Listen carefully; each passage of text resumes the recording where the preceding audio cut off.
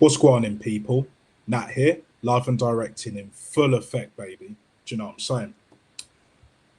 First game of the season, Premier League, Friday night, under the carpet, bruv. And we won. We absolutely fucking smashed them cunts. Do you know what I'm saying? Absolutely slapped the shit out of them. Make sure you like and subscribe as you enter. Hit the notification bell so you will never ever miss when I go live and directing in full effect or when I upload the next video. Best believe that. Well. Hell of a lot of positives, bruv. Odegaard got man of the match. He played very well. He was really good today. My man of the match, though, was man like Zolis. I'm not going to sing the song, but he was brilliant. And he was my man of the match against Man City, back once again for the Renegade Master. Default damager, power to the people with the ill behaviour, bruv. Do you know what I'm saying? With the ill fucking behaviour. Best believe that, bruv.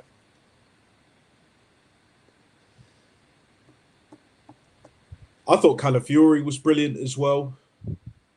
You know, no real scares defensively. They got more of the ball in the second half, a few more chances here and there, but we'll get into that as to why that was the case. Havertz got his goal. I think he did all right. I think he did pretty well, but nothing major. Do you know what I'm saying? Bukayo Saka, he did very well today. He was good, for damn sure. Declan Rice was very good as well. Miles Lewis-Skelly, contention for man of the match as well. He deserved to be man of the match more than Odegaard in my eyes. But for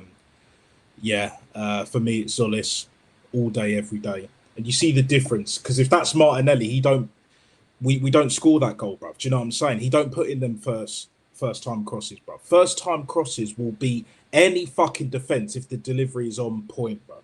Any fucking defence, even prime time AC Milan, bruv. Do you know what I'm saying? That's what I'm saying. Those are the levels, bruv. You know, David Raya in goal had hardly anything to do. But what I loved about David Raya tonight, no fucking about. He hardly passed the ball out, to be fair. He hardly passed the ball out. As soon as we were in a slight bit of, not danger, but as soon as it was starting to get a little bit techie, on edge, hoofed it up. That's what we need from our goalkeeper. And his distribution was class tonight as well. He done what he needed to do. Big up Antonio, aka Unique 7988, bruv. I'll get to your comments in a sec, brother. Do you know what I'm saying? And I will be putting the link out because it looks like that StreamYard is actually performing better for me tonight. A bit like the Asnat. Do you know what I'm saying? A bit like the Asnat. I think Ben White did well. He not only started the game well, but he got better as the game went on slightly as well. So that's very encouraging signs because we're not going to see Timber for a while. Gabriel, the yellow card was harsh, man. I could see why the ref gave a foul, but a yellow card, yeah, nah. And no one can blame the ref tonight. I mean, he weren't great, but he weren't complete dog shit. Do you know what I'm saying? Unlike a certain someone, which we'll get into that shortly because I'm going to go into the subs. Like, first and foremost, we brought on Zubimendi. Pretty much standard procedure. We knew he was going to come off the bench, and he did all right. You know, standard issue. Kept things ticking over and all of that. Well done. Hincapié came on a lot later, shoring up that left-hand side because we know Calafiori can't play 5 games in a row. Ben White can't play 5 games in a row, so it is what it is, bruv.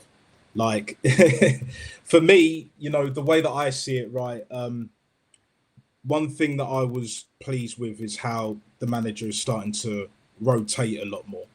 And the way we played football tonight, especially in the first hour, I want to see that for the rest of the season, bro. And there's a lot of improvement there as well. Our own product was good, but it could be a hell of a lot better, bro. A hell of a lot fucking better. Do you know what I'm saying? It's one of them ones, isn't it? Who else came on? I'll get to you know who last. Fuck. Just give me a sec, guys. Give me a sec.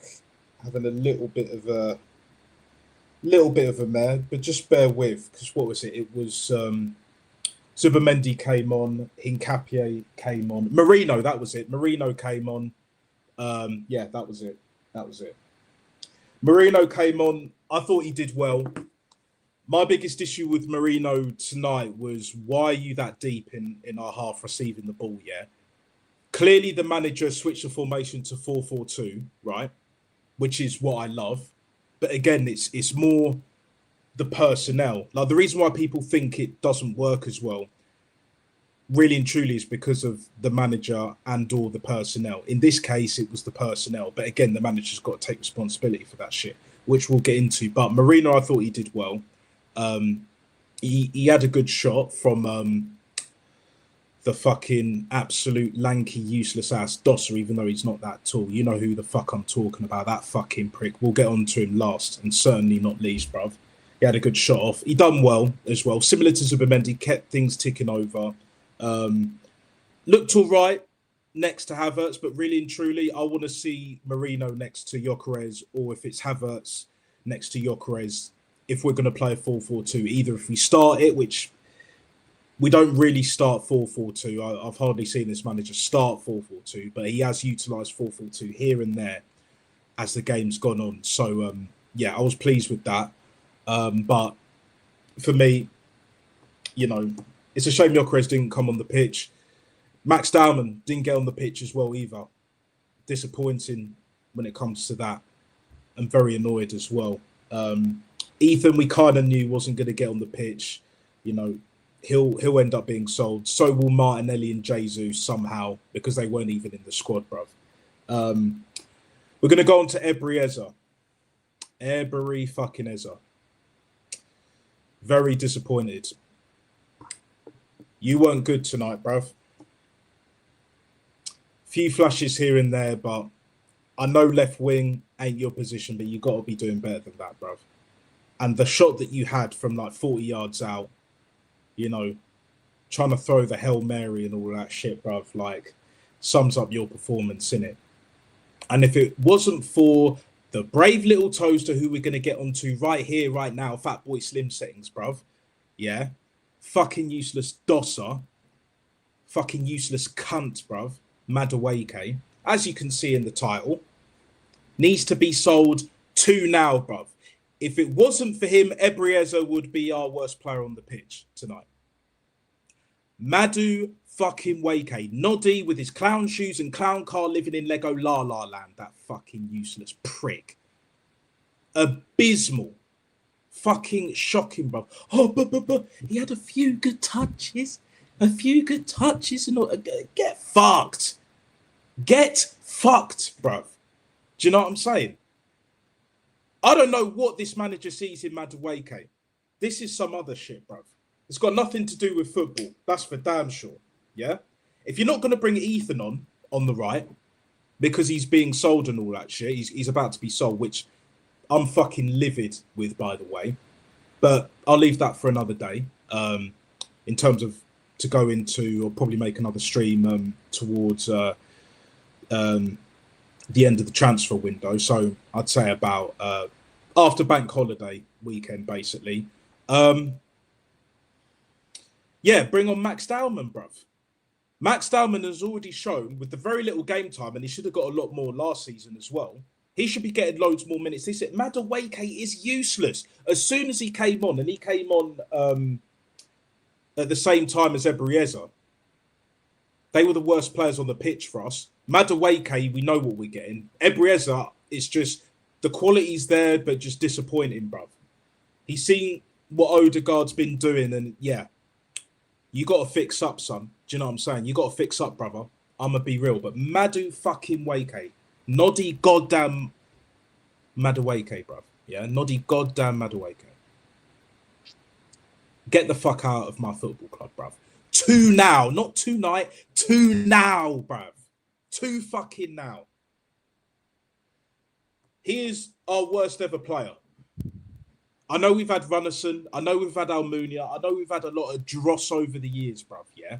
Bob Balding and all of them ones there. He is the worst, bruv. No one can defend this guy to me. No one. I don't care if you're the biggest Arteta supporter since day one. You cannot defend this manager bringing him on tonight when we could have brought on Max Dowman. I understand him not bringing on Ethan. I could see why he didn't do that. I don't agree with it, but I can see why he didn't do that.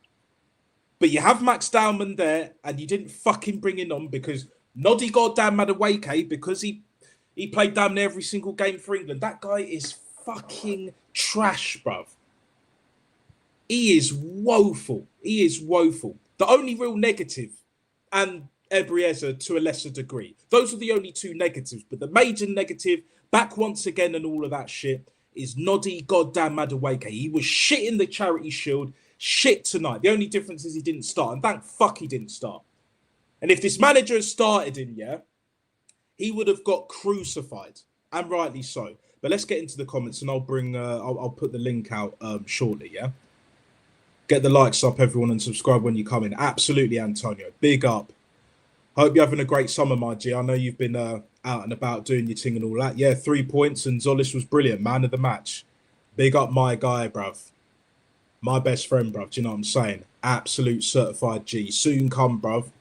We'll link up as soon as we can, yeah? Do you know what I'm saying? Hope you're all well, brother. The family, etc., etc. Big love from Cambodia as well. Yeah, exactly, man. Living it up, doing your thing out there, brother. I hear it.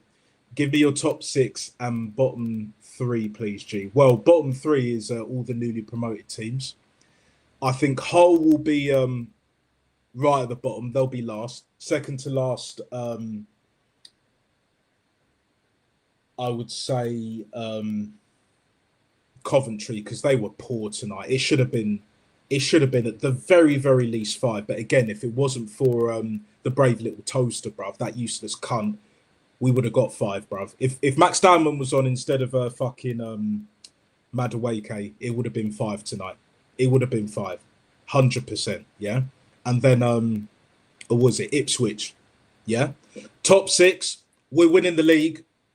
I have a feeling Man United will get second somehow because their team is settled. Yes, they're back in the Champions League, so they're playing midweek games and all of that. But yeah, you got Rashford back. You know, Carrick, I think is a pretty good manager. To be fair, they beat us, and we can't afford that shit to happen this season, especially at home, bruv. We got to whoop their asses, home and away, bruv. You know, maybe not by scoreline, but more so by performance, innit? But now we're playing more attacking football. This manager in the big games better not fucking cower, bruv. Because if he reverts back to type, yeah, it's not looking good. But regardless, I still think we'll win the league. Man United second, City third, Liverpool fourth, Chelsea will get fifth. They'll get Europa League. And sixth, I would say I'd say Aston Villa, because I don't think Tottenham, even though they've made, you know, some very good signings, they don't have enough for me, especially up front. You got Solanke and, well, Richarlison's pretty much on his way out. And that's it. They got nothing up front. Nothing. You know what I mean? So it is what it is. But big up anyway, brother, for that comment. Nasser, I knew Arteta would play attacking football. This is what I wanted. I want 2 trophies minimum this season, and the Premier League is one of them. Facts, bruv. Facts. And if we get the Champions League alone, then there's a point for Arteta to carry on for at least another year. But if we just win the Premier League, I don't think it's good enough, because we need more trophies. Because winning back-to-back alone is not domination, bruv. That's just the start, innit? We've already started. We've got to kick on. And this manager's got to take the cup seriously now. And I'll be amazed if Ethan stays at this football club, but he won't. Give it January as well, when it comes to the brave little toaster, Noddy goddamn Maduweke, yeah? Most of the online fan base, most of the fans at the stadium and all that shit, other fans around that weren't too sure of Maduweke sitting on the fence and all that shit. Trust me, they'll see Wagwan with this fucking fool, bruv. This absolute cretin, bruv. You know, smiling and all of that shit. Smug little look. And when it just for that bandana alone, en la basura for that shit. In the fucking bin, cunt. Do you know what I'm saying? No, I'm gonna stop because otherwise I'm gonna say some super bad shit when it comes to that fucking guy, bruv. Yeah, just sick to death of seeing him. The sight of him, bruv.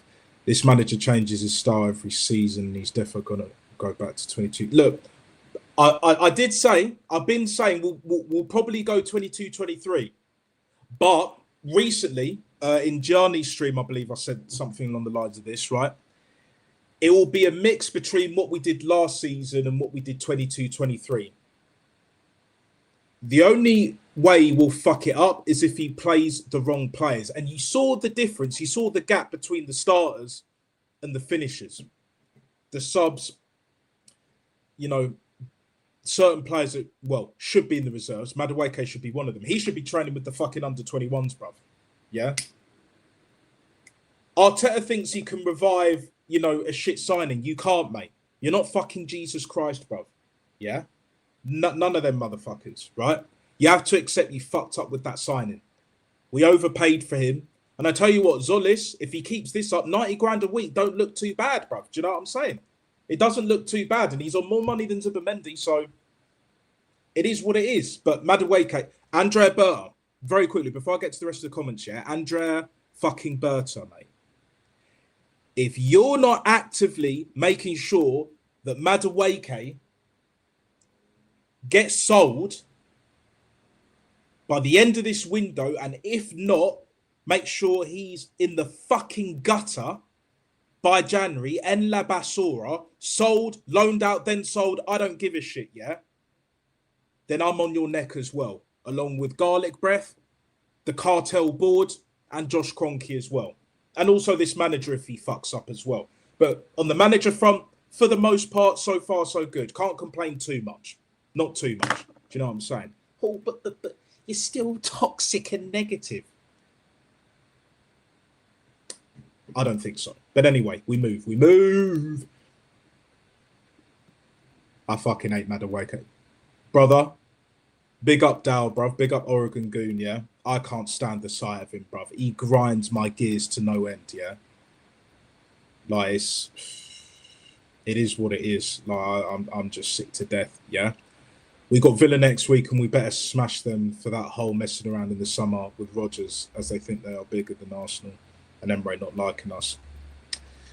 I don't know about them thinking they're bigger than Arsenal, but they do love to rub in the Champions League. Well, if we win one, we're equal to them in terms of Champions Leagues won. So just thought I'd put that out there.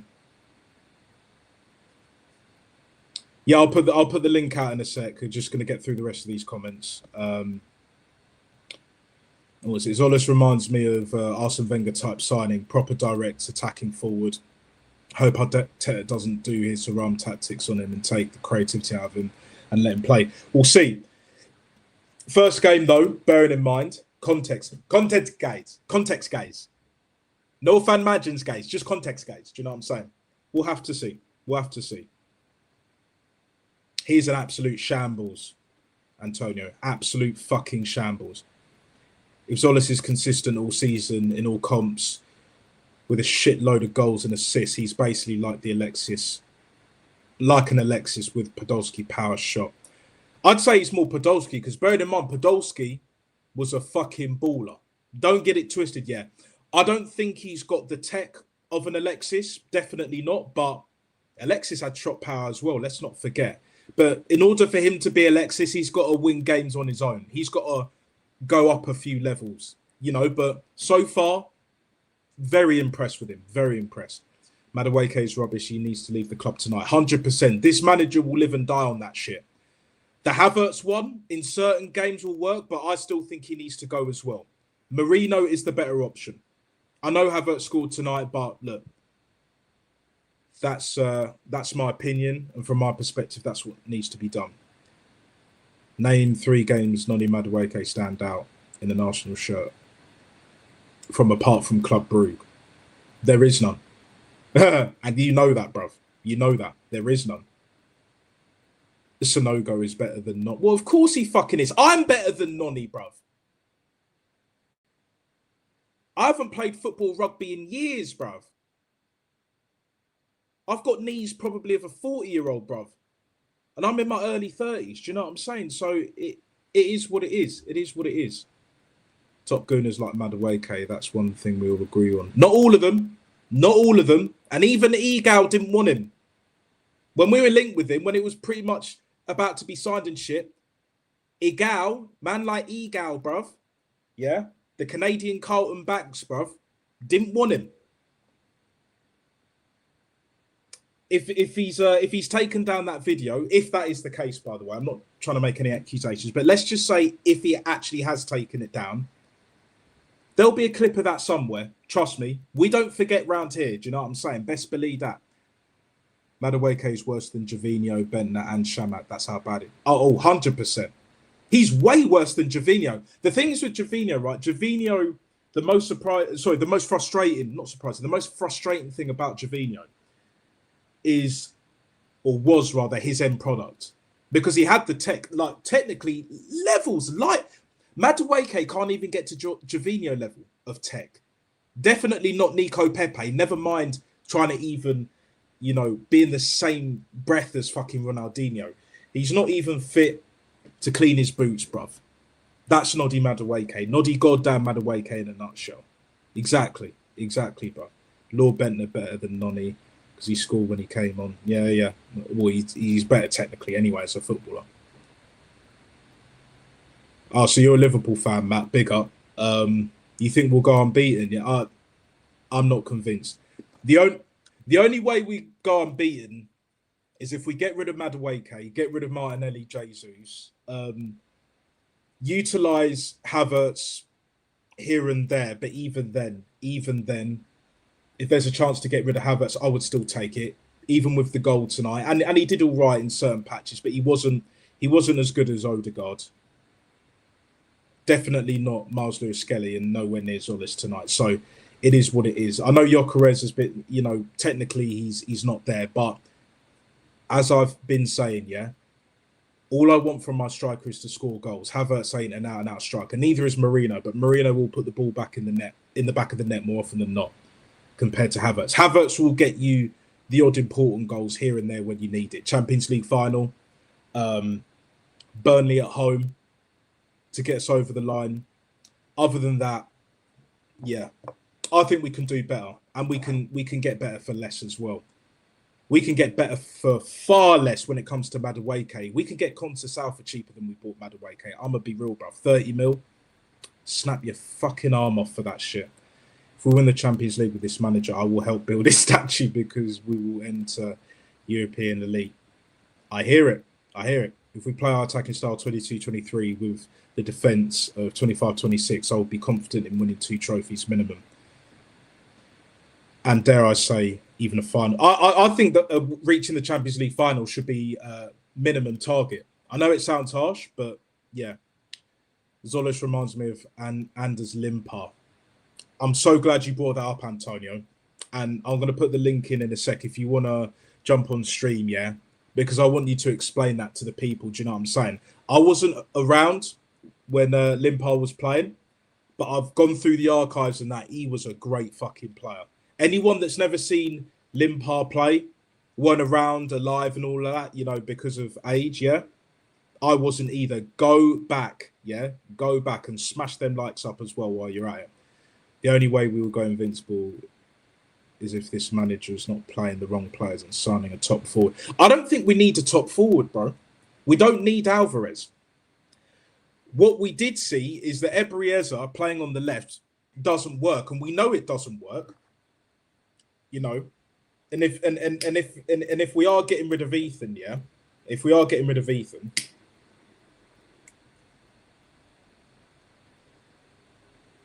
then even more so we need a left winger. I would get rid of Noddy Tonow, bruv, as you know, Tonow. Yeah, got to utilise Dowman, Salmon as well. To be honest, yeah, I want to see Salmon at right back or left back in certain games, bruv, because Calafiore, as great as he was tonight, can't play 5 games in a row. Ben White the same. We've got Timber out. Hincapié is not a solid left back option for the long term. For last season, it worked, especially defensively, and I rate him for that. But long term, I would rather see Salmon there. Okay, what I'm going to do now, right here, right now, Fatboy Simpsons, is I'm going to put the link out, especially while this stream has been working seamlessly, beautifully, guys. Do you know what I'm saying? So, link is out there. Camera on, mic on. If you don't have a mic, the internal mic from your Mac, laptop, phone will do. You don't have to have a mic, even a standard mic, or even if you have a great mic, either way. As long as we can hear you, then yeah, all good, bruv. If we sold MLS, that would be a big mistake this man just made and all that. Career ending because MLS did save us winning the Prem and gets. Yeah, I agree. MLS ain't going nowhere. And yes, Consa was in the building tonight, Antonio. He was in the building tonight. Hang on. Big up Dow Oregon Gooner. On debut. I say this to all of my guests that jump on for the first time on my channel. Big up. Yeah. On debut as well. And we've got Antonio as well. Big up my G. Hope you had a great holiday as well. I'll start with you, Dow, yeah? What did you make of tonight's performance? Excellent, because Lewis Skelly was in the midfield. Who knew? Who knew? Who knew, Nat? Who knew? Right? And you could see the little cheeky pass he played to Calafiore in the second half, too. The eye contact was there, right? Calafiore looked at him. Lewis Skelly played the ball. It was a little bit overhit, but the run was there. Deja vu all over again since last weekend, bro. But everything you said earlier is so spot on. Maduweke is going to be the death of this club. He is terrible, bro. And not giving Max Dowman a run out for even 15 minutes. 15 minutes, Nat. Unique. 15 minutes is all Dowman needed just to get the legs moving, get the blood pumping a little bit, you know? But I want to ask you guys for sure, is this the end of Victor Gyökeres? Because he did not get a sniff tonight. I don't know, man. Yeah. I'm not too sure because obviously he didn't get on the pitch tonight, but you notice how Arteta switched to a 4-4-2. You know, playing Marino and Havertz up front. I was a little bit annoyed seeing Marino that deep because you know when he's in midfield it just doesn't work. You know, he's a failed midfielder, let's be real. But up front, we saw what he did with Spain, absolutely killing it, bruv. Super sub, and we've got that. To be honest, looks like we're going to keep Havertz anyway. And out of the two, I'd still rather sell Havertz, even after him scoring. It was a top class finish. I have to be real, but at the same time, it's just like I'd still rather see Havertz go than Marino go. Because if we're going to play two up front, Gyökeres has to be up there with either one of them two. Right. I don't want to see Havertz and Marino because for me they're too similar. They both like to drop deep. They both love to have time on the ball. And when Marino's further back, for me, he just takes too many touches and he's not as mobile. He does have the tech, but he's not mobile enough. And it's like his brain is way faster than his body. Yeah. Not to the point of like certain other scrubs that we've seen where like their brain is super like ADHD, super jacked up, but their body is quick as well, but it's not functioning at all. Like Nico Williams, for example. Nico Williams is a perfect example. His brain moves at like 300 miles an hour. His body's moving at 150 miles an hour, and it's a car crash, bro. Whereas with Marino, it's like his brain's moving at 150 miles an hour, but his body moves at like 50. But Do you see what I mean? Yeah, that's a good analogy. Do you think the same as Osimhen? To a lesser degree. To a lesser degree. The Osimhen, I don't see him as a technically gifted footballer, but what he does bring, and Antonio, you'll know exactly what I'm talking about, you know, Napoli and all that. I'll get you in a sec with your thoughts, is that if you give him the chances, he'll score a lot of goals, and he presses like a motherfucker. He'll press way more than Havertz, more than Gyökeres, more than Marino, and definitely more than Noddy goddamn Maduweke, bruv. The brave little toaster, as I call him. Big up, Jez. Link is out there, so if you want to jump on, Jez, you are more than welcome. You are very more than welcome. Now, Antonio, hope you had a great summer, my guy, and I'm sure you did from what I was seeing, yeah? What do you think of tonight's performance? Break it down, brother, and also break down the comment that you put out in regards to Solis, Anders Limpar sort of similarities, comparisons. Well, first of all, thanks for having me on the panel. It's way overdue. It's been a long time. It's been a while. And my first time with Oregon Goon. Oregon Goon, I wanted to hop on a panel with you for months. We've And been that on has one. happened, my friend. Been on one with Gianni a while back, a few months Oh, ago. yeah. Oh, Yeah, excuse me. yeah. We did. Yeah, that's correct. I forgot. Thanks for reminding me. But no, it's good seeing you, Oregon. It's good seeing you now as well. You know, big up you legends. In regards to tonight, yeah, brilliant performance. 3 points, great start to the season, and also the community shield as well. So, you know, what's that? 6 goals in 2 games, clean sheets. Yeah. So, yeah, but, you know, so far so good. In regards to my comment, in regards to Solid reminding me of Anderson Limpard, the reason why I said that is because the good thing about Solid is what I saw tonight, and also in the Community Shield, so far, he loves driving forward, and that's what we want to see, you know. And who's that? Oh, Rob, my guy, Rob. Salute, my guy. Big up, Rob. The thing about Solid is, he loves going forward. And also, we have to be careful on the left-hand side, because I know that Calafiore loves going forward as well. I'm just concerned, even though nothing happened tonight, but I'm just concerned about leaving gaps at the back, even though like that wasn't exploited. But against a better team, it could be. So we need to be worried about that. But no, so far so good. And as Nat mentioned as well, Maduweke. Oh my God. Anyway, yeah. Why is he coming on and like Darren not or Ethan not? Like why him? It's unbelievable. Do you know what I mean? Rob, I wish I knew, my brother. I wish I knew. I do not know. It is crazy, though, isn't it? It's like you want to see. I wanted to see Darren start in this game. I thought this is kind of a good game for Darren to start. It's like, home against a newly promoted team. They're going to be very nervous, which you saw in the game. One of the main reasons we really took over that game, I think, is because Coventry were very nervous, and also like not to try to take away from the team. And so it's like, I thought we played well for a fairly few bits of the game. And like, I don't think we were so amazing, but like, I think we played well for like quite a lot of the game and deserved to win, obviously. But yeah, I kind of I predicted a sort of more closer 2-1. And, I kind of underestimated how nervy it would be for Coventry coming back into this, because they have, when they were, I don't remember which season they were relegated, but it must have been the late 90s. I grew up with Coventry being I think it was 2001, like 2000. Oh, was it 01? Something like that. Yeah. And, obviously I grew up with them being a sort of standard Premier League team, much like Sheffield Wednesday as well, who haven't come back since then, which is crazy. Which I used to go and watch them a lot as well live. I saw Arsenal there a few times as well. So yeah, but like they took 3,000 fans down to the Emirates as well. So of course they would. I suppose of course they would. You know what I mean? So it's great to see them back, but there's going to be, like these people say, like bigger fish to fry and all that kind of stuff. And let's just see how we do away at Aston Villa, because that is such a switch, isn't it? It's Coventry at home, switch to Aston Villa away on Monday. Oh my days! Like we're going to see what these champions are made of. Do you know what I mean? Well, Rob, I think against Aston Villa, I think we will do well, because Aston Villa have lost a few players now. Rogers is gone, Tillemans is gone, Konza as well. So, and also there's rumors about Martinez. Maybe he'll stay, maybe he'll go. We don't know. So I reckon against Aston Villa, I think we might do well.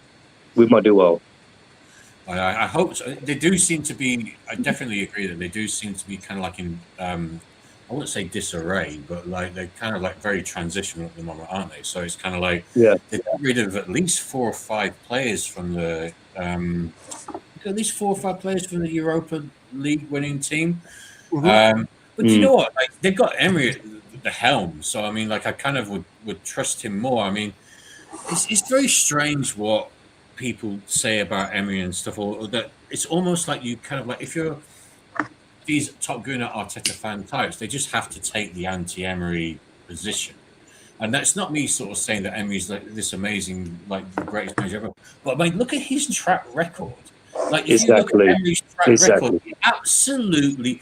I mean, like Top Gunners can say what they want. It fucking obliterates Arteta's system. However, Arteta's record. Sorry. However, he hasn't won Premier League, so then they will kind of like drive back to that. He's won 5 Europa Leagues. He's won a quadruple with PSG.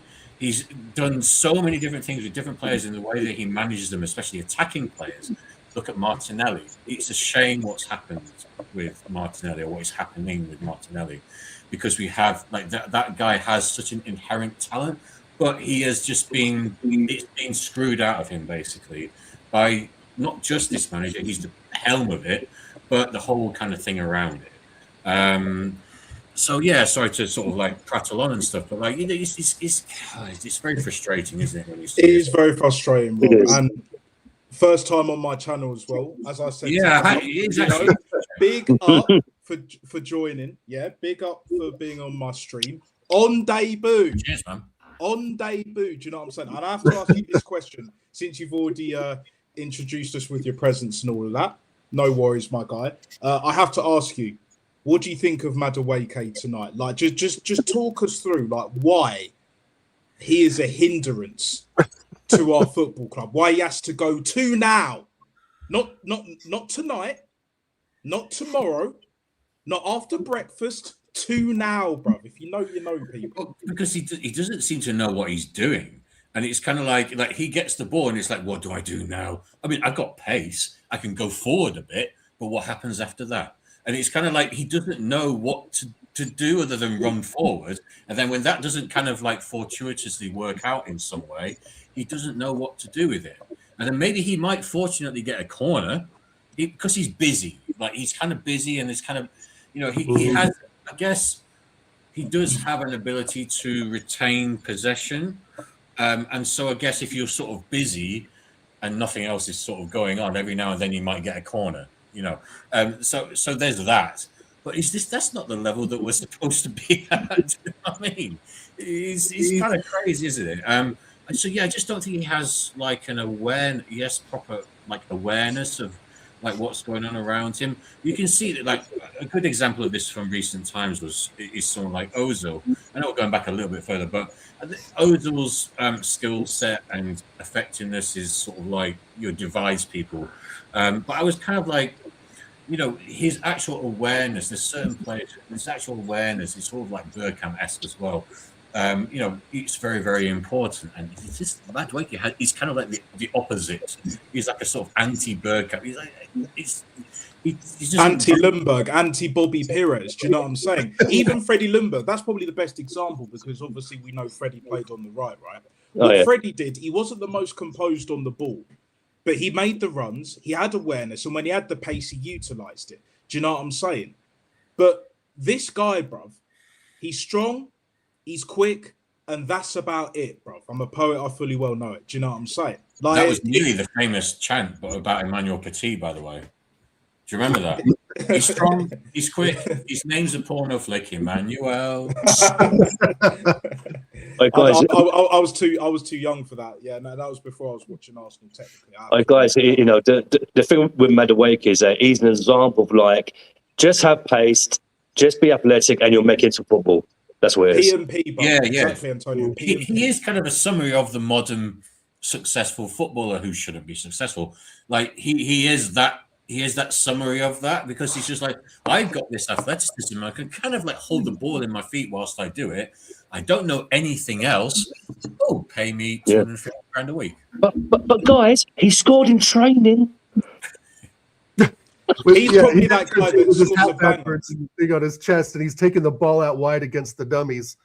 I mean, every time he's under 100%. pressure, he loses the ball, bro. He's terrible. And 100%, and then he goes into his whip, yeah? He goes into his car, do you know what I'm saying? Yeah. He's the fucking dog's bollocks. I fucking hate people that their shit don't stink and they're dog shit, bruv.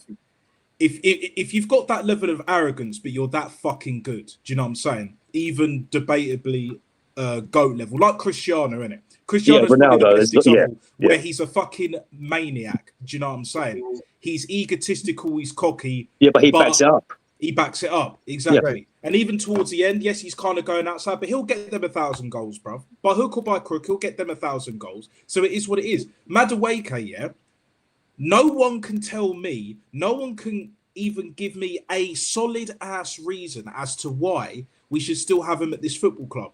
No GA, which is what Solis will give us. He's already got I think he got an assist tonight as well. He got one against he got two against City in the Charity Shield. Yeah, do you know what I'm saying? And he'll add goals to his game as well. So Maduweke's got no GA, yeah, no tech, yeah, very little to no tech. Football IQ is in the fucking gutter, yeah. So that shot that Marino took, yeah, that was a bad pass. And Maduweke almost fucked it up. But you notice how whenever he gets the ball, he's very conscious not to run it out of play. You notice that now because he knows if he runs it out of play even once, he's done, bruv. He's done. Because there was already people saying after Como, sell his bomber club. Do you know what I'm saying? And I was one of them. I didn't put it in the chat, but I could see it. And it wasn't even like 50-50. There was, I would say, at the very least, a few more people that want him gone. And a lot of these are online fans, bruv. They're not necessarily match goers, fans like you and me, you know, Dal, Rob as well, Antonio. Like it's like we're all gonna see the light eventually. If you don't know, get to know, bruv. By January, yeah, this guy will be either looked to ship on or he'll be gone next summer, which will be annoying because that's a waste of 100. Like Gianni, big up Gianni each and every single time, and make sure you like and subscribe to him as well. He made an excellent point, right? He was saying that Maduweke's contracts are not just the transfer fee, the 52.5 mil we paid for in pounds, and I think euros is like 60, which sounds even worse, and dollars. Yeah. That's got to be up to damn near 70, bruv. Do you know what I'm saying? That's how fucking bad it is. Like, plus the length of his contract on 150 grand a week, which is kind of close to like what 200 K euros, dollars. It will be probably a little bit more than that. Yeah, it will be upwards of 100 mil. 100 mil. We're paying this guy plus. Oh, Maduweke, yeah, 97, isn't it? $500,000 a month. $500,000 a month. Ronaldinho disgrace. I mean, we went from Theo Walcott, who was far better player. Oh, far superior. Way better. Superior. Incredible player. Lightning. Nico Pepe was better. All the shit that most of our fans... was better. Yeah, too many of our fans gave Nico Pepe shit. Now we got to deal with Maduweke, bruv. Yeah. Well done.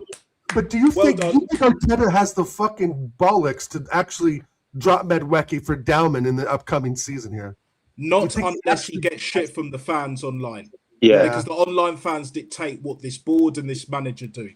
And the owners do. And the online friends are flipping pricks anyway, so forget about it. Yeah, exactly. But that's what it will take. Because remember, Arteta didn't play Miles Lewis-Skelly in midfield until he was bombarded. You see all them people on Twitter, as soon as the majority was like, you got to start Lewis-Skelly. You got to start Lewis-Skelly. Zubimendi ain't working with what you're doing, yeah? Lo and behold, he starts him and the rest is history, bruv. You know? Saliba loaned out multiple times, yeah? Multiple times. Obviously, he's injured now, but before that, last season and the season before that, forever become a mainstay. Do you know what I'm saying? If he's fit, he plays, innit? You know what I'm saying? This manager's talent ID is still shocking, bruv. It's shit. Right. It's about his players. It's about, I want my players to be successful. Exactly. Any other player who hasn't had such an input from me, whether it's a Tierney or whoever it is, or a Martinelli, whoever it is, that they don't matter. I will build this team and it will be my team that I built with my players.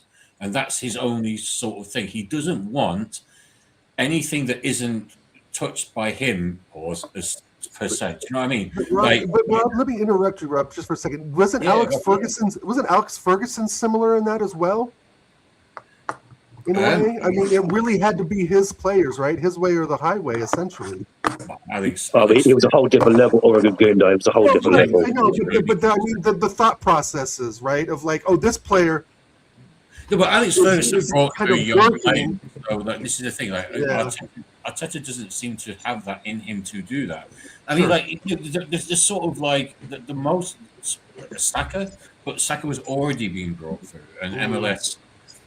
Well, he's kind of not really. He's kind of MLS has only played when he's been really forced to play. So, right. So yeah. Like, look, I mean, there are kind of like top gunners will want you to believe that there are similarities between Alex Ferguson and Right. Nicola. I'm definitely not saying that, but I'm saying No, that. no, I'm not sort of saying like you trying say to that. win I'm his just own way, right? With this. So, Dal, what you're these are the talking players about that I wanna win. is the like the class of '92 where he wanted his boys, like the academy graduates, Yeah, like the to be people successful, that and they he were. brought in, right, and put Yep. faith into, even though, you know, and he would bid off the players that didn't work, right? Mhm. Yeah. That Belgian guy, Janus or something like that, Januzaj, you know, he would bid off what didn't work, right? And we Yeah, got upset Bebe, about bruv. Do you know, we've got our own Bebe, bruv. The only difference is, you know, Bebe, he he was doesn't, he homeless doesn't before have he dreads, joined he doesn't United. have locks, yeah, and Right. he doesn't wear a bandana. That's the only difference. As soon as we all saw that Bebe was dog shit, bruv, and he was homeless at one point. You know, Right, yeah. not trying to, you know, laugh it in anyone's face or his face for that matter, but just to make that point in it, like he was there, then he got dashed in it. And let's be honest, we kick Noddy goddamn Maduweke out the door. He's not going to be homeless overnight. And if he does I mean, end up he's set for homeless, life. yeah, there's got to be some major shit going on in his life for him to be homeless now. Do you know what I'm saying? Yeah. Because Bebe weren't getting He was a good 150k, example. not even the equivalent. Yeah, class of '92 is a good example. Again, I'm not comparing them as equal managers on any sort of level at all. Yeah, right? yeah, of course. Right. So, but I was just curious about your guys, like Rob's, you know, thoughts on that. That, you know, you have to put some faith into some of the players, right? And Yeah. I get that. Like, there is going to be some faith in the players, right? Like you said before about the Twitter uproar for Miles Lewis Skelly, and he puts faith in them, and we finally get it over the line with Skelly in midfield. Who knew, right?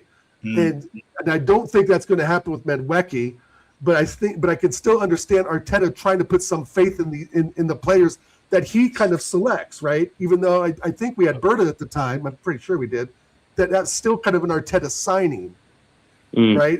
I still think there's a divide between the Berta signings and the Arteta signings. You guys agree? Yeah, I agree. Kind of 100%. In that malaise right now of whoever the Arteta signings are. If they don't work, it's shit.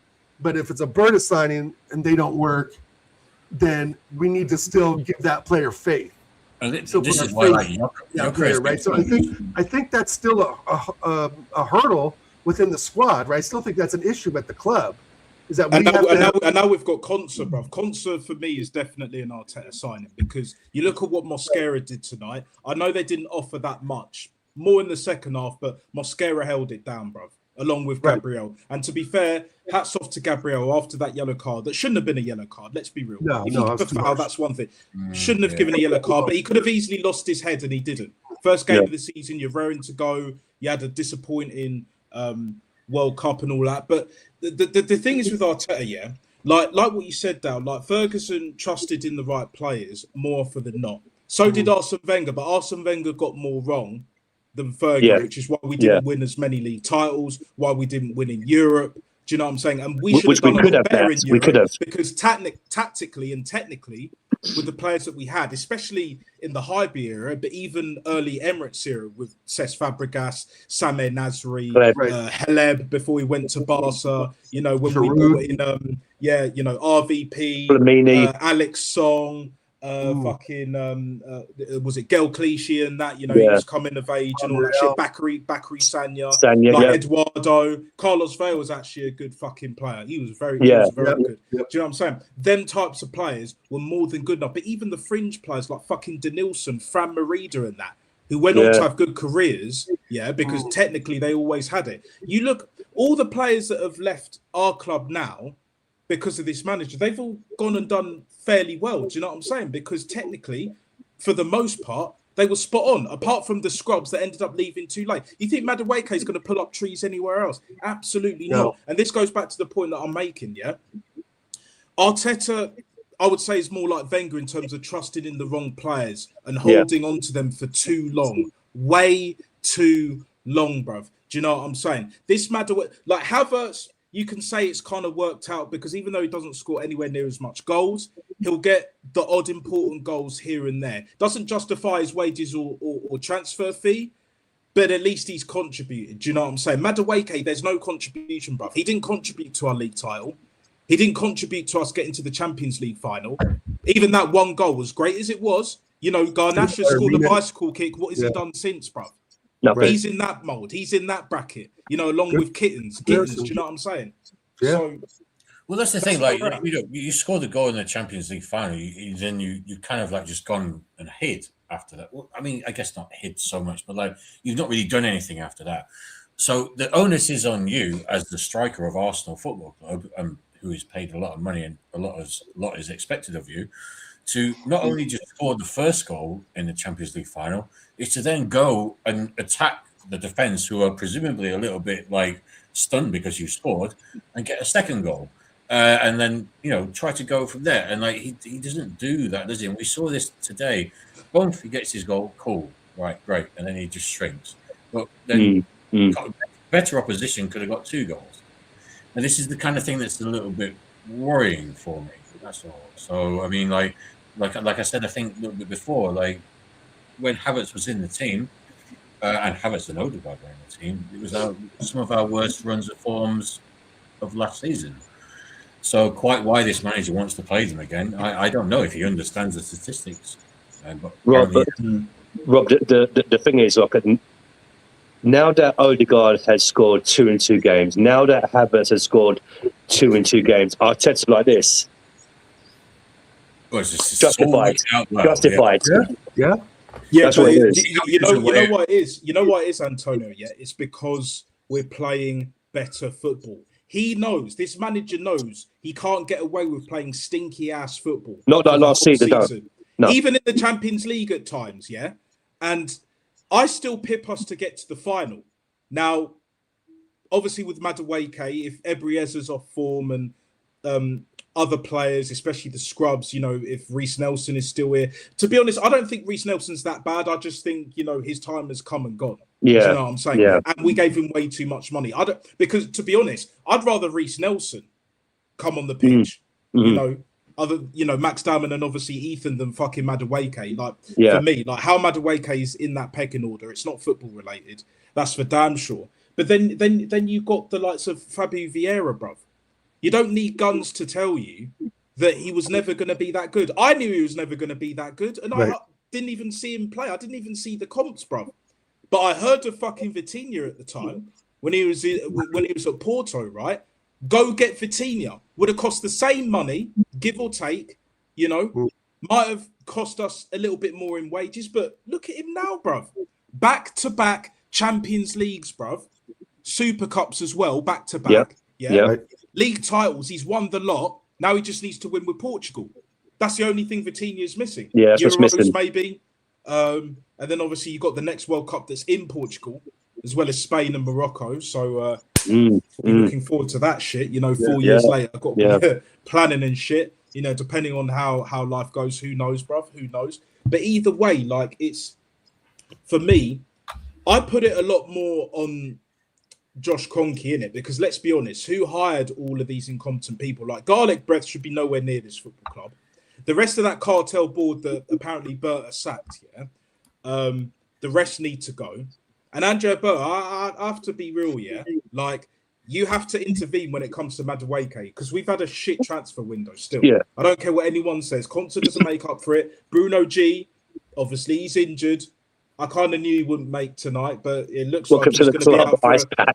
The ice pack. Do you know what I'm saying? Smoking that ice pack. Yeah, smoking that ice pack. Do you know what I'm saying? He's going to be out for like at least a month or so. Do you know what I'm saying? It's been a shocking season. Transfer window. Yeah, 2 months. Yeah, shocking transfer window. Andrea Berta needs to have a word with Arteta and just like, look, Maduweke ain't it. I can understand you wanting to keep Havertz. Obviously, Odegaard playing this better football. It suits both of them more. Obviously, it suits Odegaard more because he's a better footballer. But with Maduweke, even with attacking football, you see what he done tonight. You saw what he did in the Charity Shield. It's no different. But he played slightly better. It's 50 mil. I don't want slightly better. I don't want him just to carry the ball a little bit and just complete most of his passes. Fuck that. On that fucking cross he put in tonight, he had the gall to look at Solis and smile and tell him to cut in. Yeah, exactly. Absolutely disgraceful. As soon as he put that ball in, I fucking knew. I fucking knew, right? Yeah, exactly that. I fucking knew. As soon as he put that ball in, I was like, We're not It's winning going 5-0 out. now, guys. Yeah, Yeah, we're not winning 5-0, guys. Do you know what I'm saying? No one there. Maduweke destroyed the vibe. He destroyed the whole Yeah. flow of the game. And he's done it For over and both over and teams, over, Nat. For the He's done ref, it. all of that shit. The whole How many times did he do it last season? How many times did he kill the vibe last season? More Exactly. than I got fingers, more than I got digits, bro. And here's the thing, though, about the Konsa signing, real quick. I think it's a smart signing. It's not a holy grail signing, but it's a smart signing. I do believe that he brings something more. I'd rather have him than the Ramon guy from Como, who's going to take a season or two to get up to speed in the Prem. Now, I would rather have a left winger, of course, than Konsa, but I get it. You know what I mean? From like a security, defensive kind of forecasting outlook, I think the Konsa deal isn't that bad overall, to be honest. I don't want him a right back, though, Dow. Because no, I don't want him right back either. No. I don't need him. No. I want him at center back, right next to Gabriel, because I think that's a decent pairing at CBs. No, that'd be a good partnership. Yeah. The right back, no. I think Ben White, if he's fit, and Timber, of course, Timber's another topic of discussion, right? We could do a whole fucking show on it. To be honest. Injuries are starting to really get on me a little bit. But the thing is like, and I feel bad even bringing this up, but I've thought about it the last few days. Konsa could be the early signing because next summer Madrid are going to go heavily into Saliba. Right? This could be a precursor to that, to get him in, get him around the squad, because I have a deep, deep feeling that Konate is going to shit the bed at Madrid this season because we know he's terrible. Dean Hoyston is a youngster. They got the Asensio kid as a youngster. If they don't do what they want to do, like win La Liga and at least be a Champions League finalist, maybe not win it, that they're going to look at Saliba heavily come next summer. You don't rate Konate at all, Dow. You don't rate him at all. I actually think he's pretty good. I don't think he's okay. Amazing, but he's decent. He's okay. He's good. Konsa. He's the French Konsa. Right? Yeah. I mean, and I don't rate Konsa that much either. But I think it's a smart signing to get kind of, that saying, the Prem proven, who actually has I heard a video the other day, has a very good record against Holland, right? Konsa has a very good record against Holland. I saw another video, I can't remember who it was, but they broke down some numbers. So again, it's a smart signing. It's not the holy grail of signings, right? But it's better than bringing another youngster, because Mascara, as we know, is only 22 years old. There's our youngster. And we still have Salmon, right? Salmon needs more game time. I think for me, a left winger, but the Konsa thing doesn't really bother me. I think what I'm saying is Saliba's not going to play that many games for a while. So I think, the fact that you have to look at it, the fact that we've spent 50 million quid on a centre back, about 51, what does this show us? So it's kind of like, Saliba in the context, it's like Saliba does seem like he's going to be out for at least a couple of months, and then there's going to be a treatment, there's going to be a recovery, and all this kind of. He should be out for the rest of the year. Rob, to be honest, Rob, I don't think he'll be back until 27 Yeah, 100%. I don't see him for the rest of the year at the very bare minimum. To be honest, I don't want to see him here for the rest of the season. I don't want to see Saliba for the rest of the season. I didn't want Saka or Rice to be seen at least until the next international break. I would go as far as say don't bring in Saka till Christmas time, innit? New Year, because I want him to fully rest and he still hasn't got that. But this is a problem when you have Noddy goddamn Maduweke. If we didn't have him, and we trust in the youth, because this is what this manager needs to do. He needs to trust in that youth, Trust Ethan, trust Max Dowman, trust Salmon, even Mosquera to a degree, even though he's not like homegrown and all that shit. But Mosquera did brilliantly tonight. He done very well. He did extremely well. So for me, it's just like in regards to the Konsa signing, I could definitely see him being taken under Gabriel's wing, Saliba's wing as well. And I think that will improve him defensively where he needs to, more than even the manager with his tactics and with Gabriel Hines and the structure, of how we set up, off the ball. Do you know what I'm saying? So it can work and it can be a viable option, like how we didn't think that Ben White was going to work, and it didn't at centre back, but it ended up working at right back. Whereas I think with this one, unless there's major injuries, he's not going at right back. And even if there are, as long as Salmon's fit, play him, bruv. We've got youth here that have played in the pre-season. Even the Julien kid, I like that Julien kid. Is Salmon still 16, by the way? So, yeah. Sorry, Max. Is Salmon still 16? He's 17. I think he's 17, yeah. Yeah. Just saying that because he's just crazy. Do you know what I mean? Like, he's such a talented guy. Like, I mean, I was saying to my mate almost 2 years ago about him. So he must have been almost like just after 50. Like, I remember watching a friendly game. He was putting in a friendly game 2 summers ago. And I remember saying to my mate, who's a kind of casual Arsenal fan, he's a Charlton fan, but he's also a casual Arsenal fan. I remember saying to him, I was just saying, look, there's this guy Salmon coming through. He looks like a little Saliba.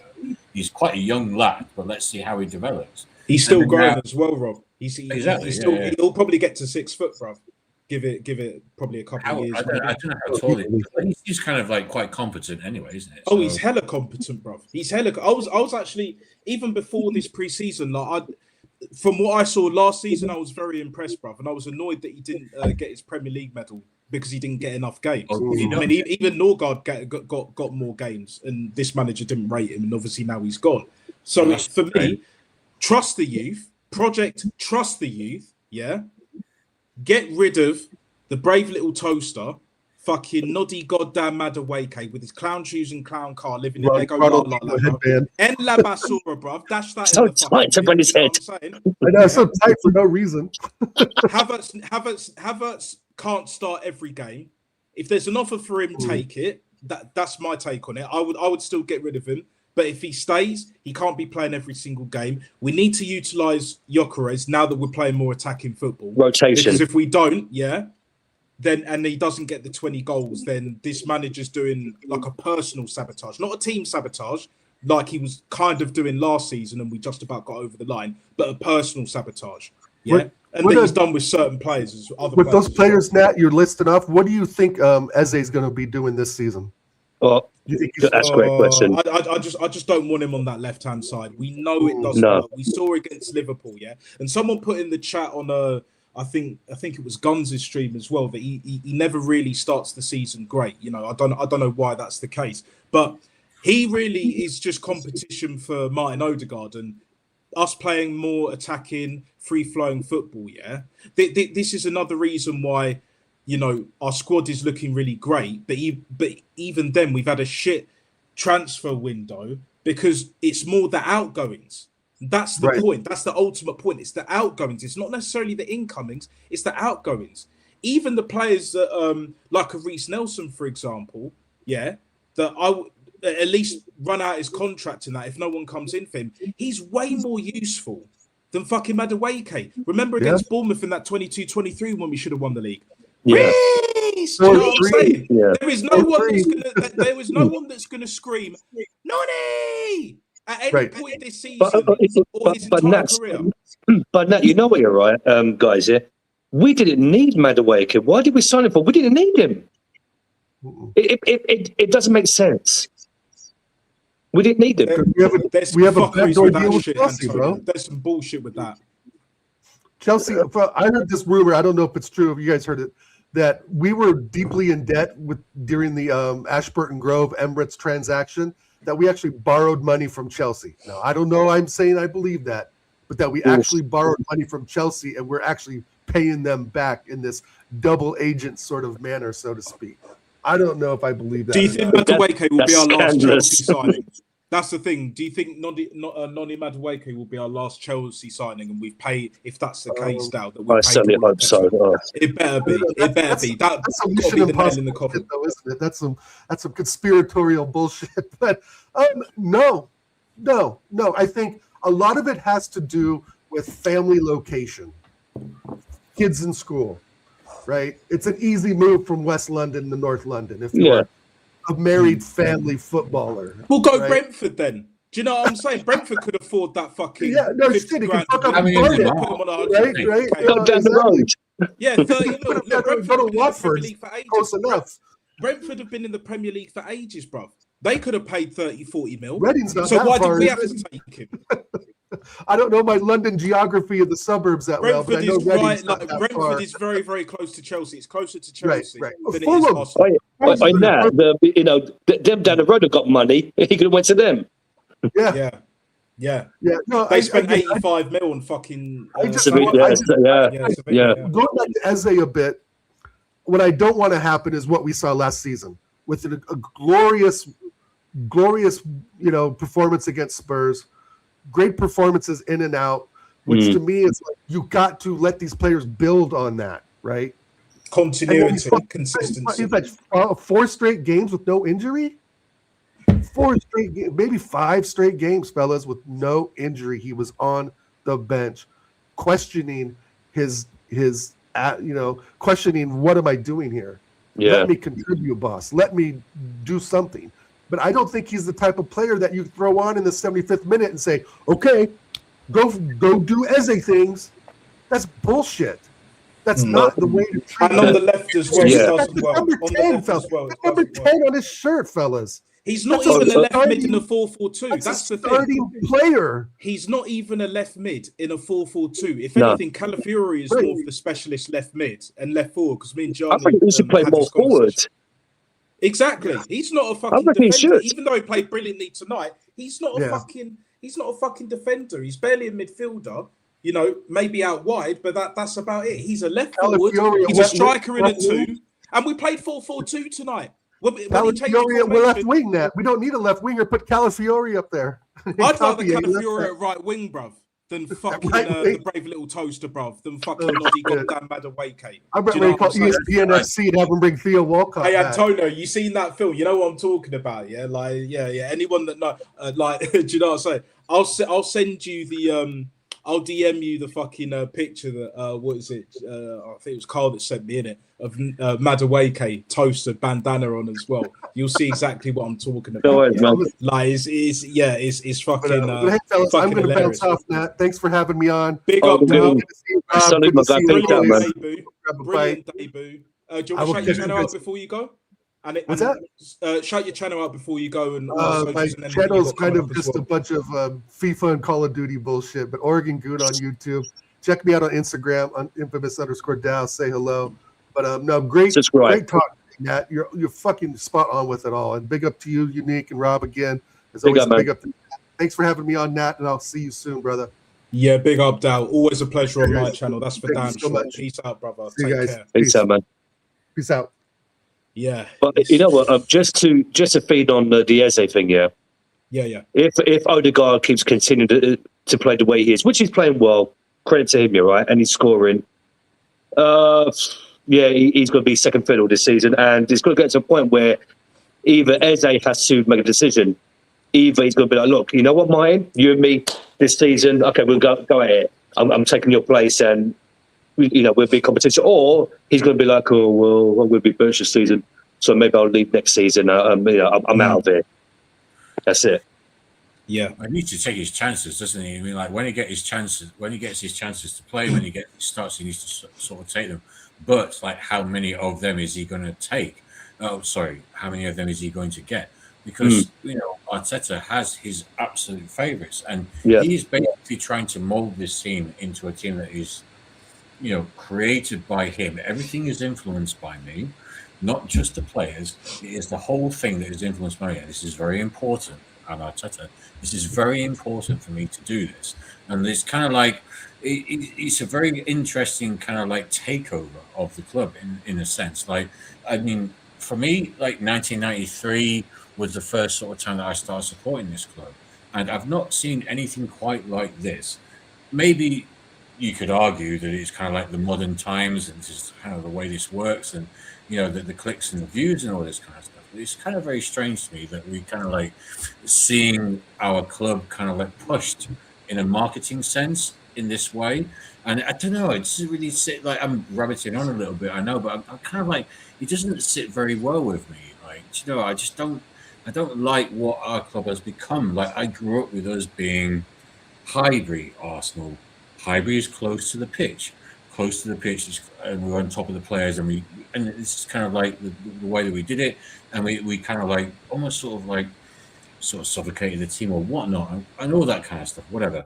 But Highbury was kind of like the thing that we grew up with. It was just quintessentially Arsenal. It was it was different. Yeah, different.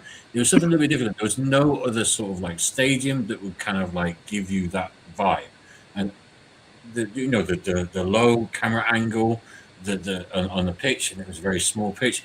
You never got that vibe. Maybe QPR Loftus Road, actually. QPR Loftus Road got kind of close to that. Kind of close to that. But nowadays, I go everywhere, wherever I go to the gym, wherever I go to bars or whatever, and people hate Arsenal fans. And that kind of pisses me off.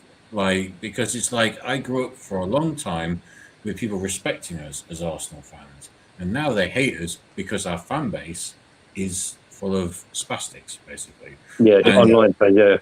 Yeah. Online fan. These people, like, even people who don't like, even people who aren't into, I meet people who aren't into football, and when you talk to them about Arsenal fans, they go, "Oh, okay, yeah."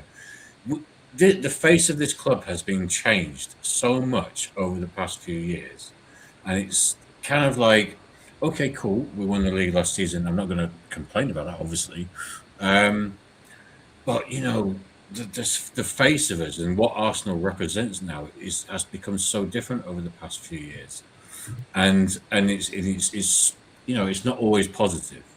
Do you know what I mean? And it's kind of like, when you talk to these people as well about like how amazing Arteta is, it's like, okay, he's took 7 years to win this title. 7 years have passed, and then he wins this title. So what happens now if he doesn't win anything for another 2 or 3 years? That will basically be, let's round it up. That will basically be 10 years with one title and one FA Cup. Do you think that's good enough for a club like Arsenal? And a lot of fans have been hypnotized into thinking the answer to that is yes. And this is don't make excuses, Rob. Don't make excuses. Oh, but we won a title in 2026, though. And the thing is, like, even the other day, I've actually, I don't mean to bring this up now. Don't mean to disrespect your channel by mentioning other content creators, but I did unsubscribe from the Dan's channel, and the reason why is because I just can't stand him entertaining losers on the panel. For example, the other day, DJB was respectfully answering a question that Dan I know asked the one him. you're talking about. Yeah. Him and Strichter went at it, or should I say, Strichter went at him. I haven't seen And that's why I unsubscribed from that channel. For, you know what, if you as a host can't flip and control your panel and everything, especially when people are being rude, then I can't watch it. You know what I mean? I hear it, Antonio. I hear it. My thing is, like, I don't have an issue with Dan personally, but the way the route that he's gone down, it's not for me, innit? I'm not a guy that argues with anyone. I don't argue with men, I don't argue with women, and I definitely don't argue with children. Do you know what I'm saying? I'm more about discussion. We can have our bands, chat shit, whatever, like what we do, like on here and everywhere else, have a laugh, have a joke, bit of bants, like, but keep it at football. Like, if you're bringing like personal shit from your own life into your footballing opinions and views and all that shit, it's like water and electricity. It just doesn't mix, bro. It just doesn't mix. Do you know what I'm saying? Like, people, there'll be people that think I'm going overboard with Maduweke, but I'm just talking about him as a footballer. Yeah. Not even him as a person. For me personally, I don't give a shit what he's like as a person. He may be a good guy. I doubt it, but from what I see, especially someone who's paid so much. Yeah, exactly. And that's the thing. It's just like paid footballers. And who also was on that channel? I'll talk about certain other people here and there. Do you know what I'm saying? Like, so you're good with that, Antonio. But it's just like, on that same stream you're talking about, you had that fucking Jay guy. I think his name's Jermaine or whatever, yeah? He was talking about, like, obviously he's the Arteta Defence League and all that. He's got the T-shirt, when it comes to football, he's a mutant. Let's be honest. When it comes to football, he's a mutant. I don't rate his views. I don't respect them. It is what it is. Again, might be a nice guy, but it is what it is, right? Yeah. But when it comes to Maduweke, I'm like, if you rate Maduweke, you're a certified mutant in my eyes. Yeah, I do not rate your footballing opinion at all. Yeah, And he went back and forth with fucking what's his face, Brandon, innit? True Gunners TV. Like and subscribe to him as well because he's cool, innit? So like, yeah, and it's just like, if it goes against their narrative, their agenda, their views and all of that shit, like they don't want to hear the other side. At least we'll entertain the other side if we choose to. But again, this is why I don't argue, because you can't convince an idiot anything. No. Do you know what I'm saying? Like, if you know, you can take the horse to the lake, you can't make him or her drink it, bruv. Yeah. More often than not, that's the case, isn't it? You know, he'll live and die in that Maduweke thing. Like, do you know what I'm saying? Like, I'm sure there's fans that, you know, are talking about, oh, like Havertz, he's starting and all that. We were right, you know. Let's not jump the gun here, right? Yes, he scored in the Champions League final. He done that with Chelsea. Then what happened? Yeah, he scored against Burnley. You know, 1-0, got the winner. Cool. But let's see what won this season, innit? Bearing in mind it's Coventry. We should have slapped them lot 5-6-0 minimum because they were that bad. I said it on Gianni's channel. Super duper Frank, yeah? Lampard, yeah? He's a dog shit manager. Great footballer. He was a great footballer. Shit fucking manager. And let's be honest, Andre Pirlo's is in a similar bracket. Let's be real. Unbelievable footballer.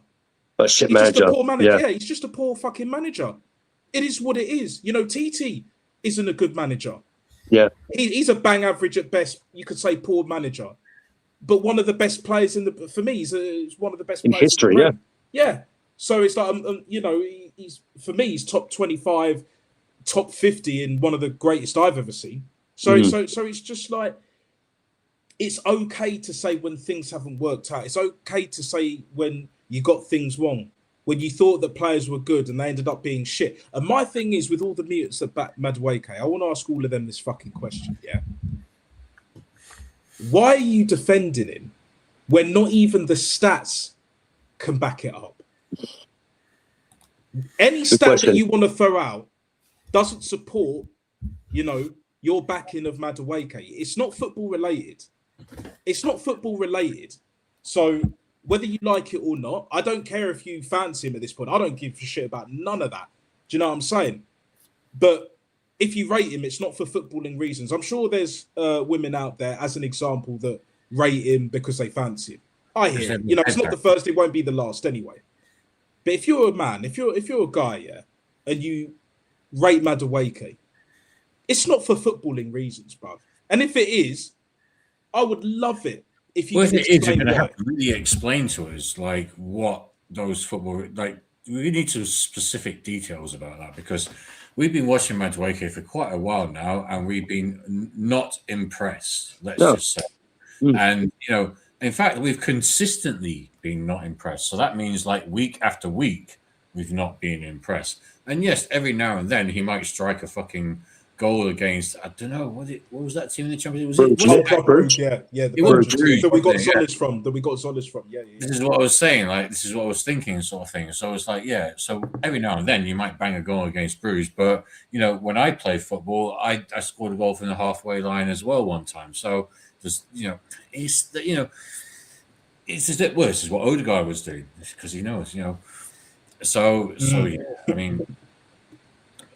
mean, like, look, you know, he's kind of craziness, man. He's kind of craziness. Man, do you know what? Like, when I look forward also into the season, one thing I want to actually say, sorry, just to sort of digress slightly, is the thing that mainly worries me about Arsenal at the moment is not just it's not the fact that, okay, you know, we had a good performance against Coventry today.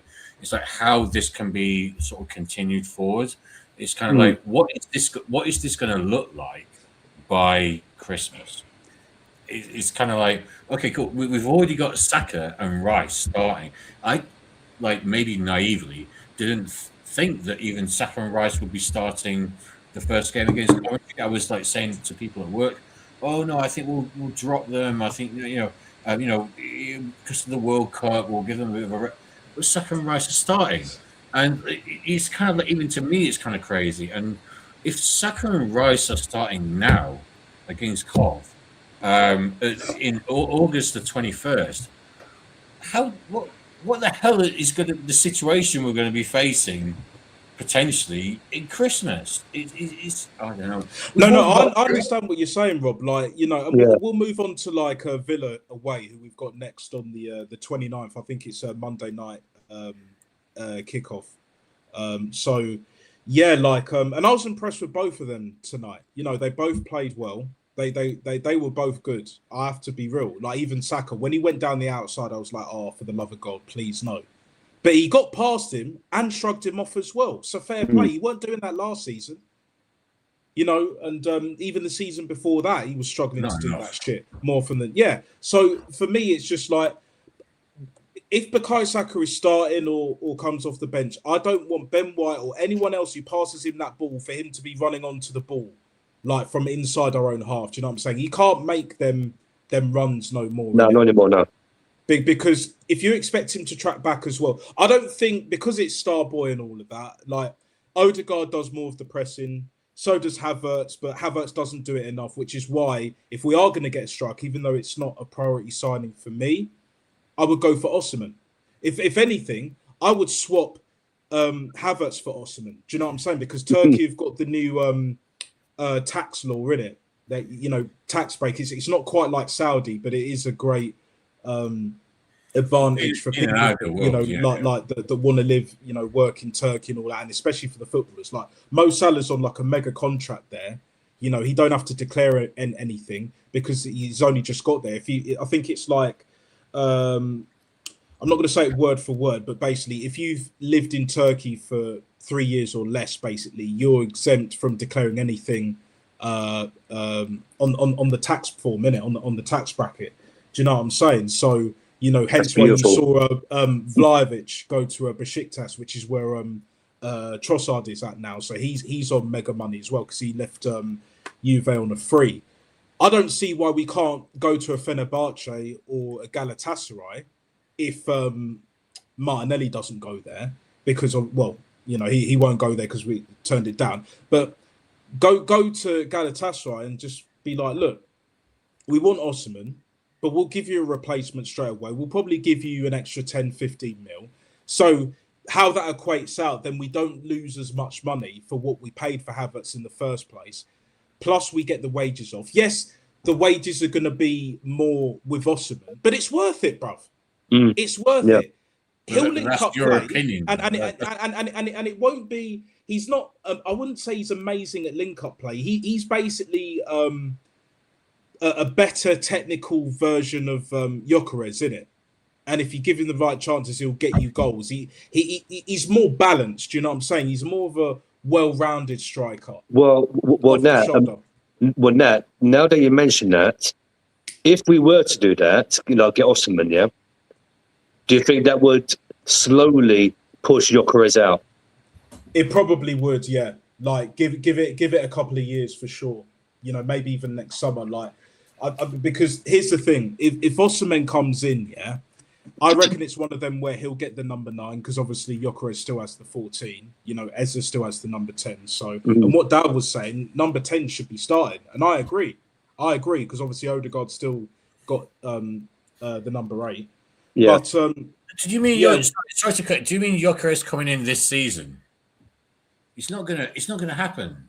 We won't. No, Rob. In terms of like if we get Osimhen, will Gyökeres be phased out even more than what he is now, basically? And I said in the next couple of years, yes.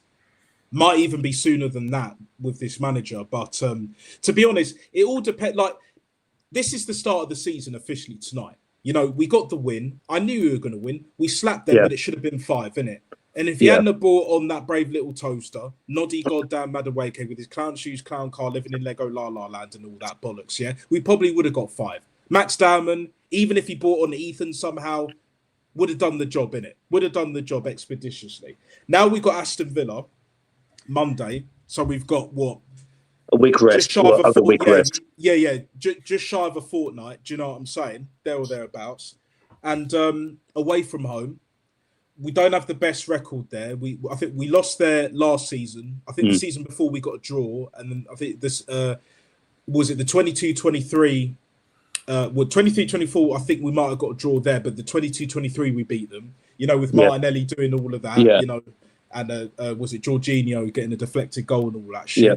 That was the last time we won there. So it's going to be a super tough game, even without Rodgers and Tielemans being sold in that. You saw what they did in the Super Cup final, yeah?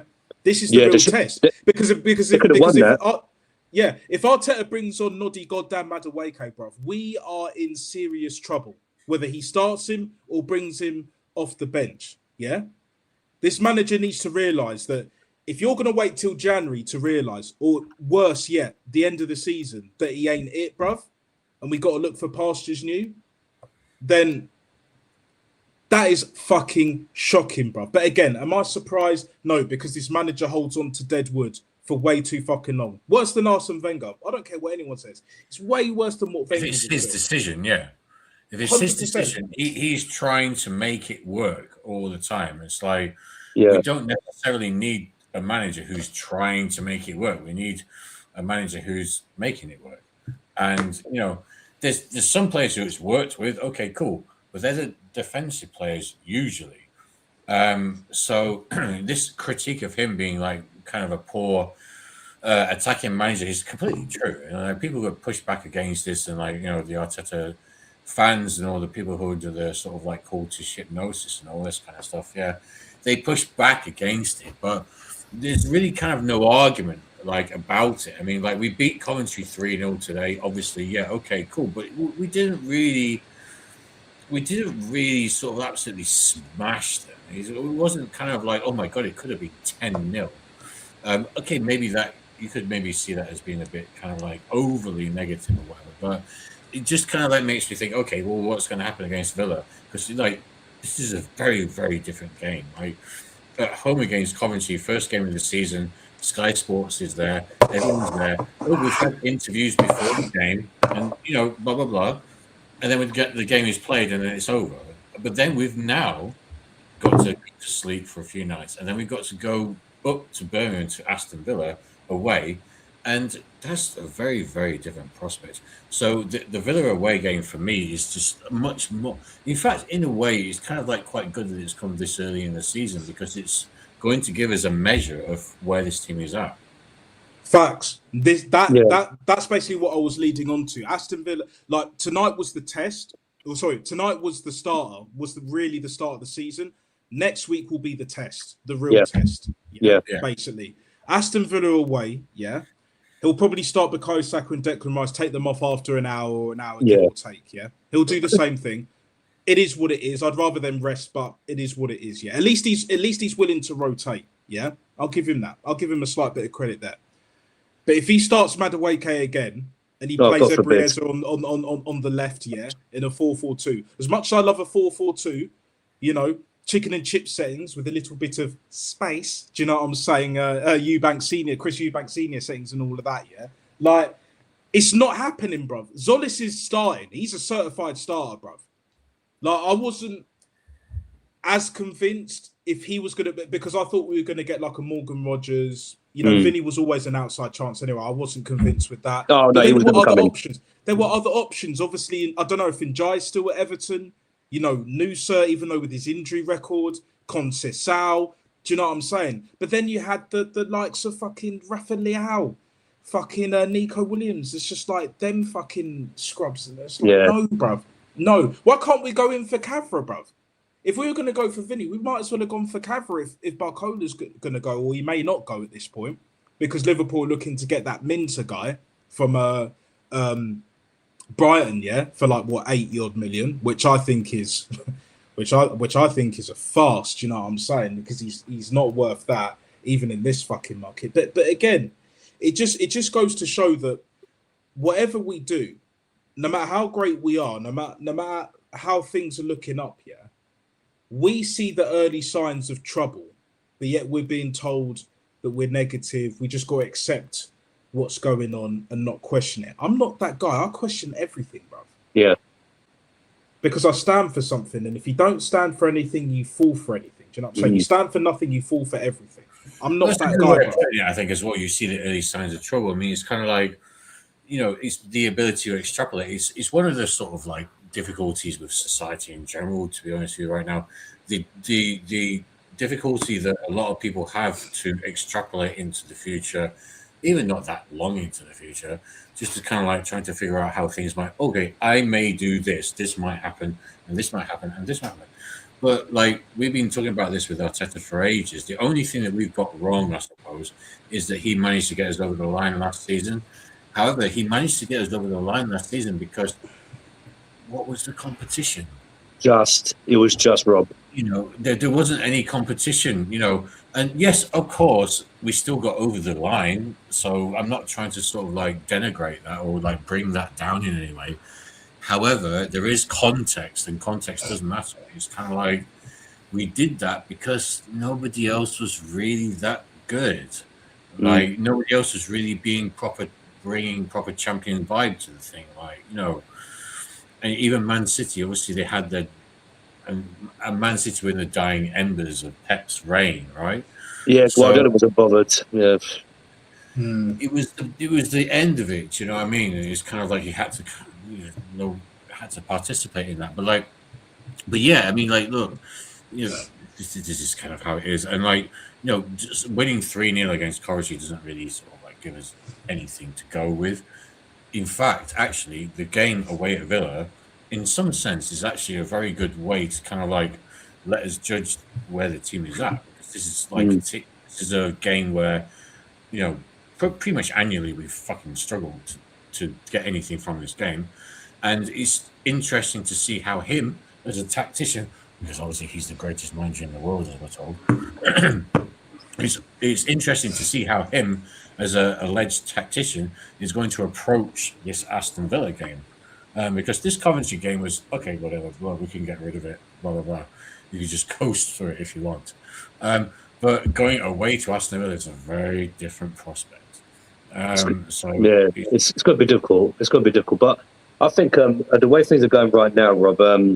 You know, we're winning Premier League. You know, last season, okay, the Champions League, we didn't get over that hurdle, unfortunately. But you know, with the Community Shield, you know, Community Shield is not really a certified trophy. But with that win over Man City, and also with the win tonight as well, you know, confidence must be high.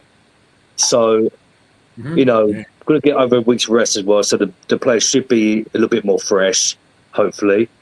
But I reckon we could go there and do it. If we just keep our heads on our shoulders and play the play we need to play, then I reckon, yeah.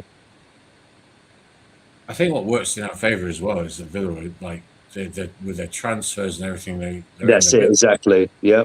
They're in disarray at the moment. I mean, like, even though we're not perfect because of our injury situation, however, we're still in a better position.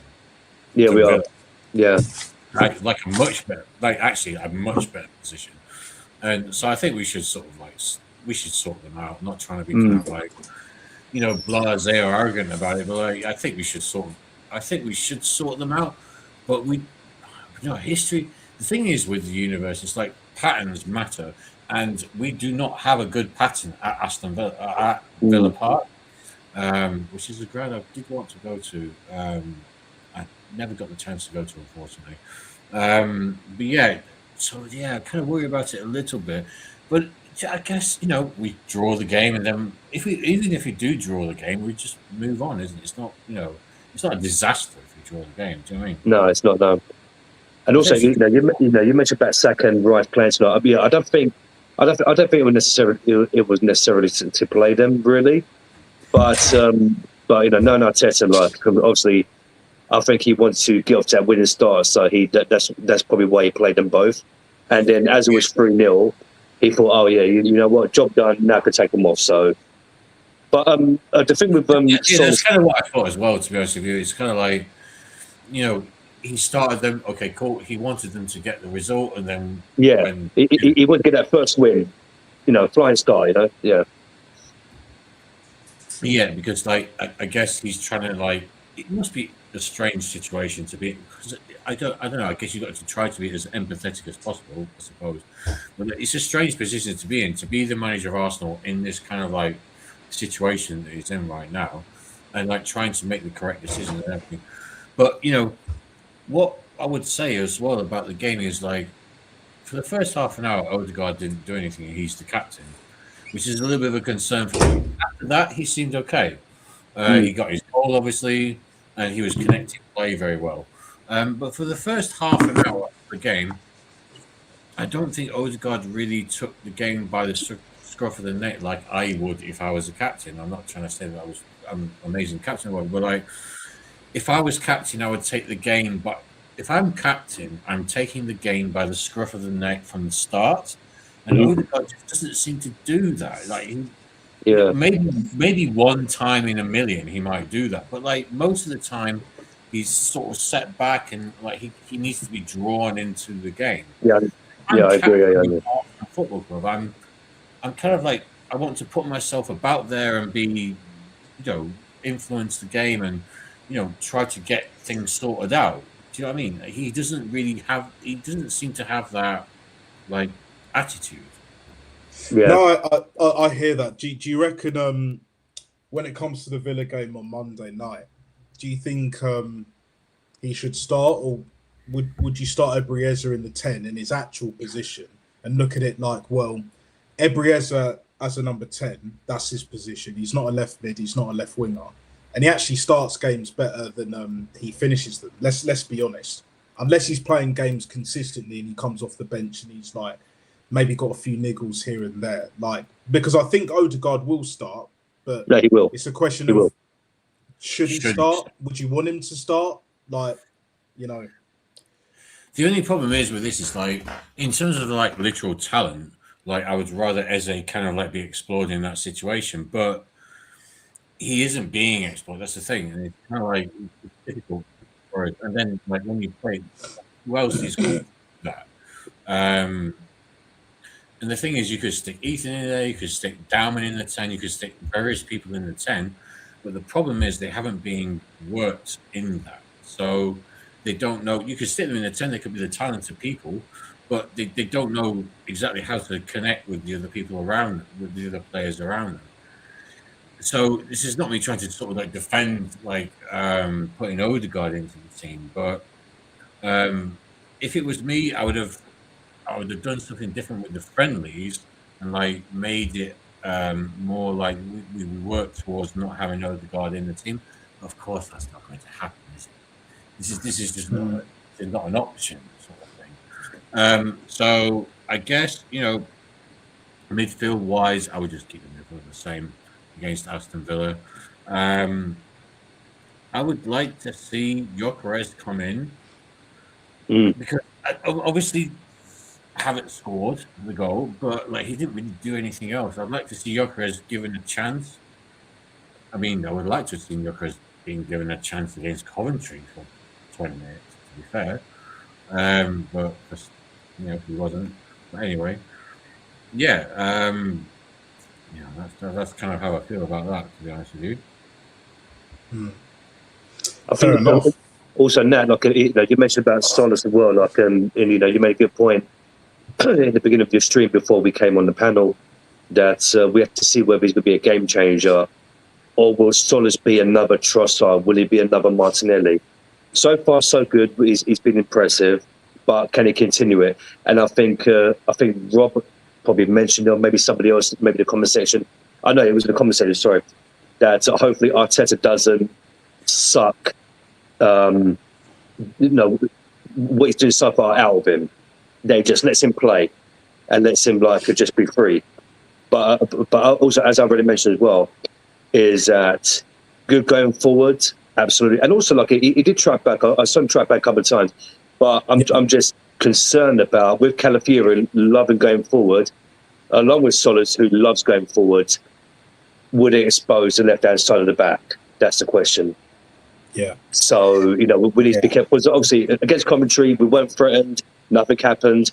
But I'm just talking about, say, for example, we come up against Liverpool, even at Man United, even Man City. What's going to happen? You know what I mean? So Liverpool, just need to be careful Chelsea, of that. We got Chelsea after Villa away. Granted, Chelsea's at home, but I wouldn't be surprised if Nkapé starts at left back against Villa, and then you bring Calafiori on, depending on how the game goes to a degree and how he's feeling. But for me, you raise a great point there when it comes to. I think when it comes to tracking back I don't have a personal issue. It's more when Calafiori does what he does. Like against Coventry and all of that, you know, teams that we should be blowing away. And we did tonight. It just didn't show on the scoreline. That's fine, isn't it? You know, and he was brilliant today. He was great. But against the better opposition, like tonight wasn't a test. It was just the start. It was literally the start of the season tonight. That's all it was. First and only game of the Premier League thus far of this season. And there'll be a hell of a lot more to come. But, you know, you got Hull and Man United tomorrow, I believe, and a few other games. So it's just like, once we get to Villa, and will be the last game of that week as well, that will be the real test. And then we'll see what everyone else is doing. And it will be very interesting to see how this manager moves forward. Like, because if we I don't think we'll stink it out against Villa because of like the Unai Emery factor and all of that. You know, there's when there's previous, we know like he's gonna turn up, and in turn the players will turn up. But alas, like for me, it's just like, I just want to see continuity. I want to see consistency with this football, regardless of the personnel. But one personnel, and I'll end it on this because I'm going to bounce after this. Personnel that we need to end La Basura, not just his headband, but just him, his own, the fucking brave little toaster. Get in the fucking bin, you useless cunt. I want him sold to now, not tonight, not tomorrow, not after breakfast, to fucking now. Word to Shawshank Redemption, bruv. Do you know what I'm saying? I've been sick and tired of seeing the sight of him. But let's not wait till January where everyone else confirms, you know, what we've been saying. Oh, he's not good enough anymore. What a waste of money. They can't even do the Havertz shit. Do you know what I'm saying? And Havertz is very much 50-50 Lamar settings with them ones there. But either way, other than Maduweke, I'm looking forward to it. Do you know what I'm saying? And I think after tonight, Ebrieza needs to have a long, hard look at himself as well. Yes, you're not a left mid, left wing, but you've got to be doing better than that, because we knew Odegaard was going to start. He would have known anyway, especially with that performance against City, especially in the second half. Yeah, so definitely. He's got to fix up. You know, you're competing with Odegaard again. You've got to earn that number 10. You know, Odegaard's got to earn his shirt as well, even as captain. And I think even him himself, never mind the manager taking him out and having his injuries and whatever else, even he kind of realised that as well. But the way that we're playing, it suits all of our players, bar that useless fucking dosser, bruv. That toaster prick, bruv. But anyway, I'm going to leave it at that. Big up to everyone that jumped on here. Big up the panel. Big up Antonio. Big up Rob. And big up. Big up, gentlemen. Subscribe to Nat and to Rob. Big up. Make sure you like and subscribe. Hit the notification bell so you will never, ever, ever miss when I go live and direct and in full effect, or when I upload the next video. Stay safe. Stay true to yourself. All the best. Enjoy your weekend, because I know I fucking will. Do you know what I'm saying? I'm going to be relaxing and chilling like a motherfucker. You know, well, I'm the day shicky, smoking that licky and all of that shit. Do you know what I'm saying? I'm going to be chilling, bruv. You know, the weather's, you know, cooled down a bit. It's still pretty nice. It's still pretty nice, to be fair. Yeah. But now they're still out there walking the streets, though. They're still out there. They're still hanging on. Absolutely, bruv. Absolutely. And when it comes to Villa, Monday night, we will be there. We will be there. Best believe that. More than you believe. More than you believe, yeah? So take care. All the best. And, Peace out. Good night, guys. Take care. In a Peace. bit. Peace.